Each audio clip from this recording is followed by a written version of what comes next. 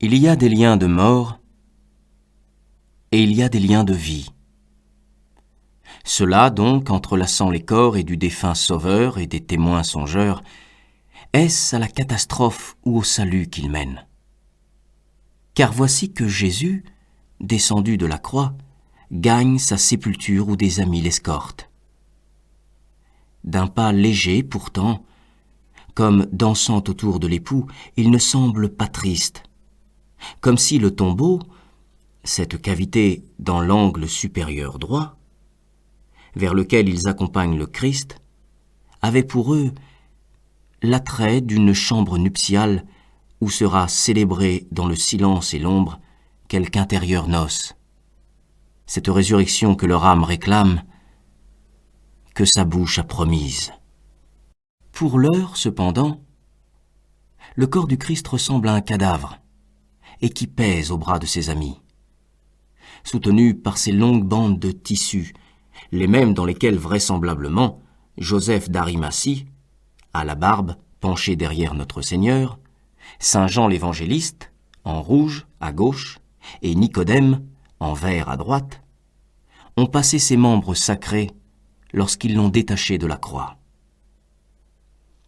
Emplis d'un saint respect, les disciples convoient dans ce brancard improvisé l'inerte humanité de celui qui ressuscitait les morts. Leurs mains, remarquons-le, ne touchent pas le doux fardeau, elles le retiennent simplement par l'intermédiaire des linges.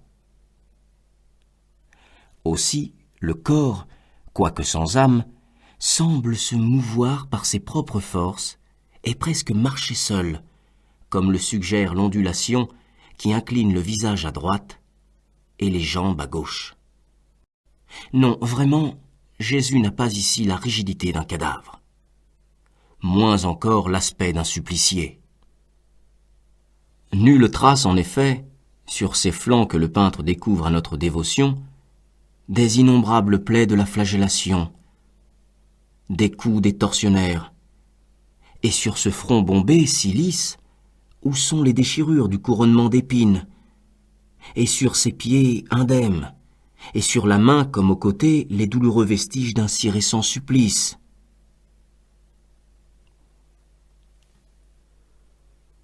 Si Michel-Ange a omis de peindre les stigmates, ce n'est pas qu'il ait ignoré leur persistance éternelle comme titre glorieux de la passion du Christ, mais que, sans doute, le temps lui a manqué pour ajouter à cette œuvre inachevée de si cruciaux détails. En fait de cicatrices, seul paraît ce nombril, équidistant de l'œil gauche de Jean et de Nicodème, marquant d'un sceau d'amour la chair immaculée. Par cette tendre plaie, le nouvel Adam signe son origine.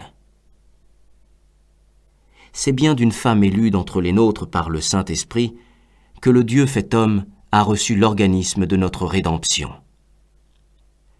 Le cordon, qui n'est plus, laissa dans le ventre du Verbe une trace que la corde des fouets, ni les clous du gibet ne surent occulter. Le lien d'amour que rappelle la marque ombilicale du Christ ici défunt désigne toujours la mère qui a porté dans ses entrailles saintes l'auteur de toute vie.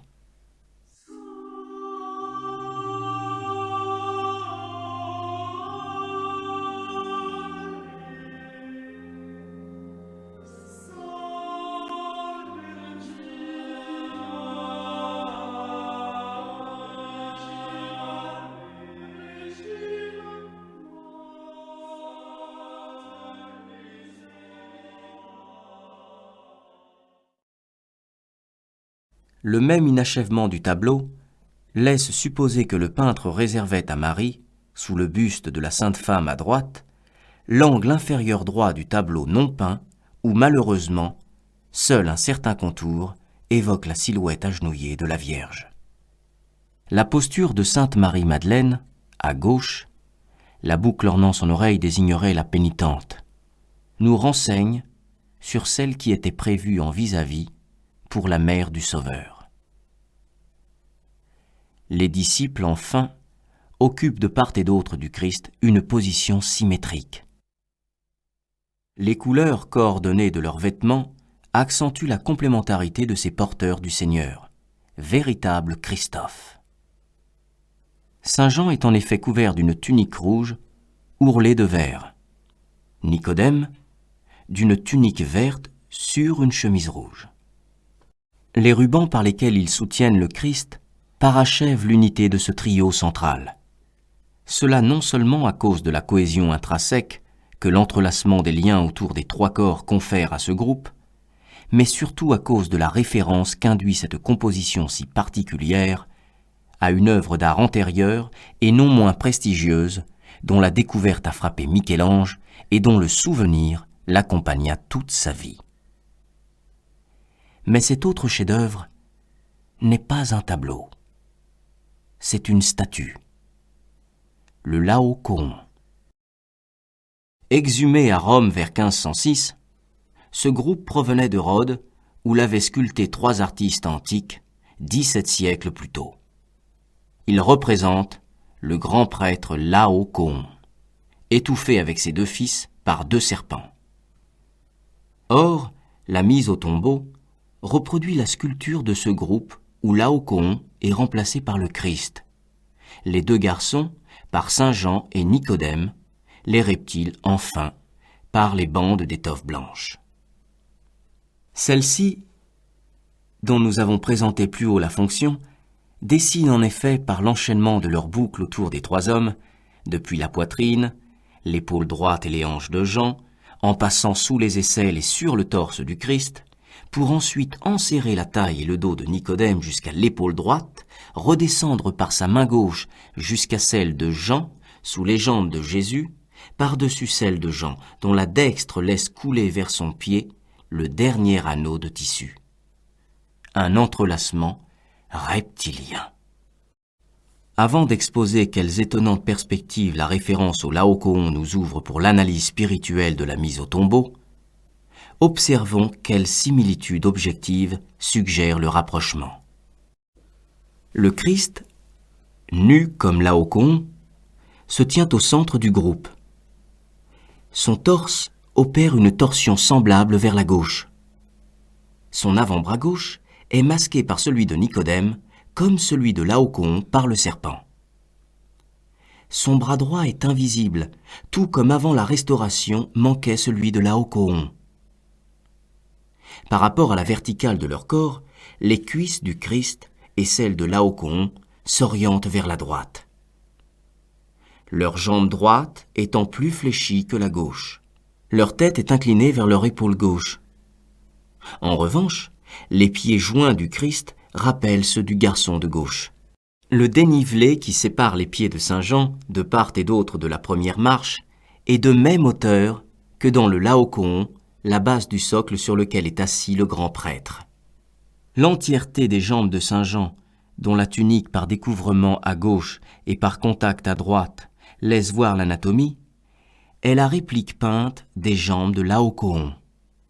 En haut de leur cuisse droite, la bande transversale de Saint Jean imite le serpent de Laocoon. De même, la dextre de Saint Jean serre le linge comme la poigne gauche de Laocoon le reptile. Du garçon de droite, on ne voit au sol qu'un seul pied, comme pour Nicodème, à droite du Seigneur. Tous 2, encore, montrent leur profil gauche. Enfin, la barbe généreuse et les sourcils froncés de Laocoon manquant au Christ reparaissent en revanche juste au-dessus, aux joues et au front de Joseph d'Arimathie, ce 3e disciple dont au centre la face est la plus proche de celle de Jésus.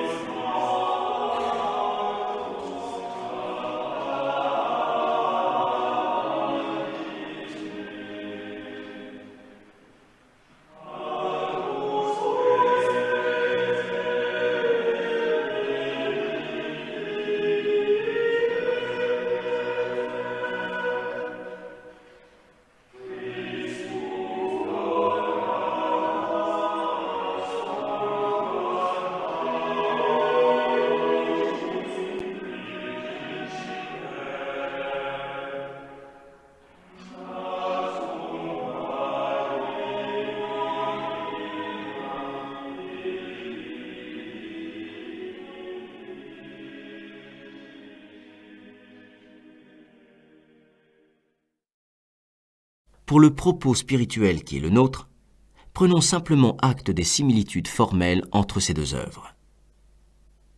Leur ressemblance fait apparaître le Laocoon comme le négatif païen de la mise au tombeau. Ainsi, ces liens d'amour, les linges blancs, unissant les trois corps centraux, acquièrent-ils une richesse de signification insoupçonnée dès lors qu'on les regarde comme la transposition poétique des serpents de la haine qui, dans le groupe antique, étouffaient père et fils. L'identification une fois acquise entre ces liens de mort et les liens de vie, c'est l'ensemble de la légende de Laocoon, qui déploie sous nos yeux en un judicieux contrepoint sa fiction variée pour éclairer les vérités propres de l'historique passion du Christ. Ainsi, Laocoon, fils du monarque troyen Priam, est le grand prêtre royal d'une divinité païenne. Jésus, fils du roi David, celui du sacerdoce éternel annoncé par Melchisédek. Tous deux mettent en garde leurs concitoyens contre un péril de mort. Le peuple les croit tous deux frappés pour infidélité au Dieu même qu'ils prétendaient servir. Laocoon est dénoncé comme sacrilège, le Christ comme imposteur. Dans les deux cas, l'objet qui les perd est un assemblage de poutres improvisées par l'ennemi et dressées face à la cité. Le cheval des Grecs aux abords de Troie, la croix des Romains devant Jérusalem, à gauche de la tête de Saint Jean. Laocoon lancera son javelot contre le cheval de bois. Jésus sera percé d'une lance sur le bois du calvaire. Dans les flancs du cheval comme aux branches de la croix, l'ennemi fait monter et impatienter des hommes jusqu'à l'heure des ténèbres. Les soldats grecs d'une part, le roi des Juifs d'autre part, investiront la ville grâce au bois qui les porte, alors même que les habitants pensaient par lui gagner leur sécurité politique. Les Troyens, en effet, avaient cru le mensonge du transfuge, sinon leur assurant la protection d'Athéna, s'ils introduisaient dans leurs murs le cheval de bois offert à cette déesse.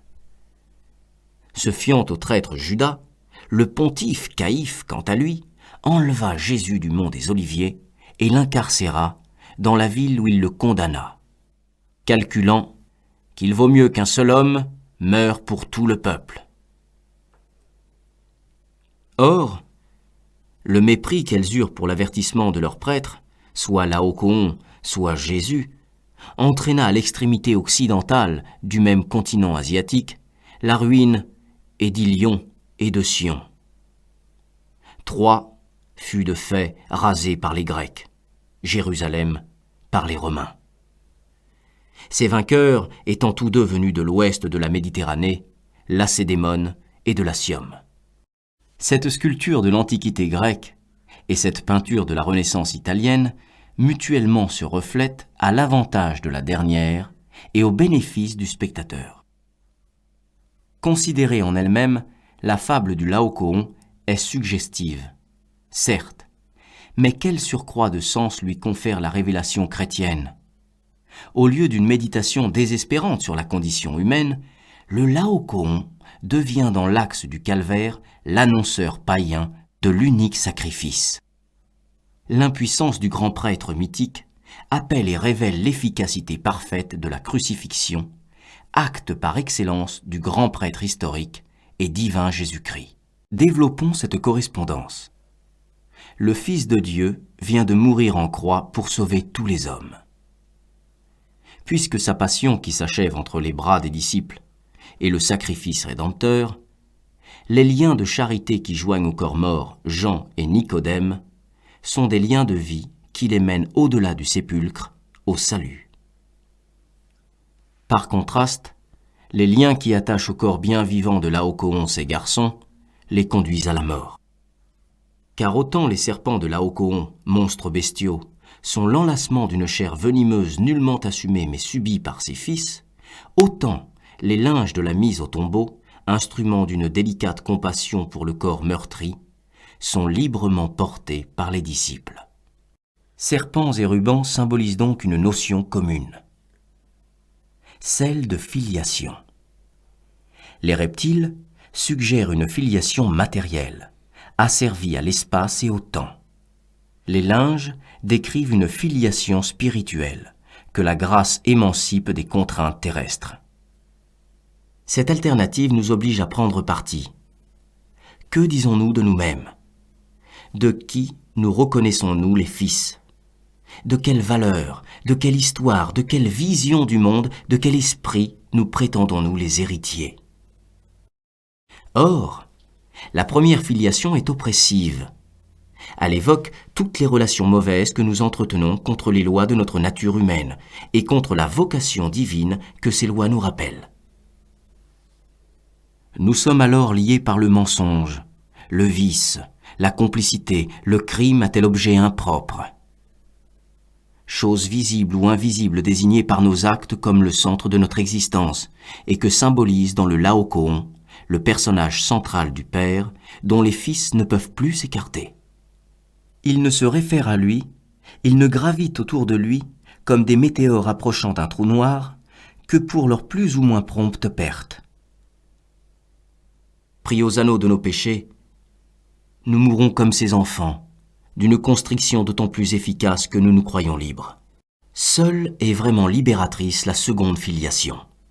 Jean et Nicodème demeurent parfaitement libres de quitter sur le champ les anneaux de tissu qui encerclent leur corps.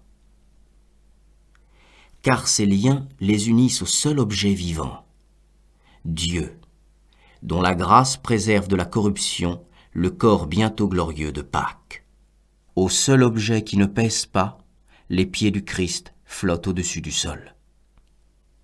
Non, rien ne les retient, ces hommes attachés, puisque tout les ravit, ces enfants du salut.